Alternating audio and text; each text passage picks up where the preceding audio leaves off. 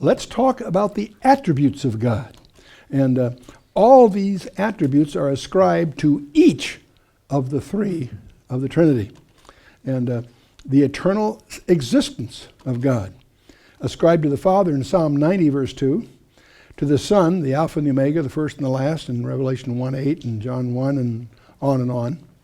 And in the Hebrew, of course, Genesis 1:1 and Isaiah 41 and so forth. I'll come back to that in another way in a little bit. And of course, it's the Spirit as eternal in the Hebrews 9, verse 14. The concept of infinite power is ascribed to the Father in 1 Peter 1:5, to the Son in 2 Corinthians 12, and the Spirit in Romans 15. Omniscience, God knows everything. Something God can't do, he can't learn. Okay? Ascribed to the Father in Jeremiah 17, to the Son in Revelation 2, and to the Spirit in 1 Corinthians 2. And what about omnipresence? God is everywhere. He's not localized. The Father, ascribed to the Father in Jeremiah 23, the Son in Matthew 18, and to the Spirit in Psalm 139. And the concept of holiness, Revelation 15:4, to the Father, to the Son in Acts 3:14, and to the Spirit everywhere. That's why we call him the Holy Spirit. That description is very specific in its own sense. And that's one of the reasons in the vision of the throne of God in Isaiah 6, it's holy, holy, holy. It speaks for itself. The concept of truth is ascribed to the Father in John 7, to the Son in Revelation 3:7, and it's to the Spirit in 1 John 5:6.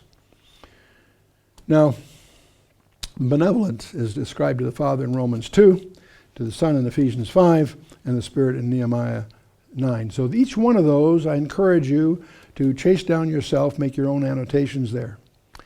The dispositions for communion of the Father in 1 John 1:3, to the John in the same verse, and also the Spirit in 2 Corinthians 13:14.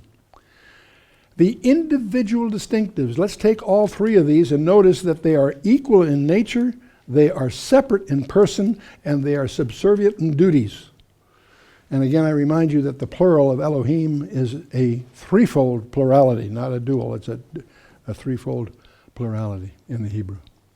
And so there's no intimation that any one person of the Godhead sustains these attributes in respect to the other two persons, or that they are held in partnership. Each is predicated of each as though none others existed.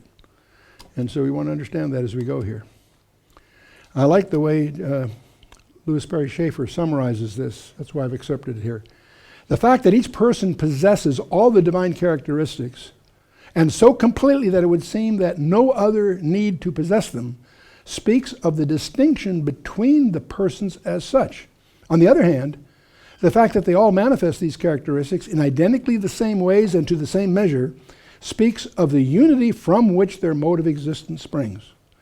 And I don't know how to improve on that. That's pretty crisp, okay?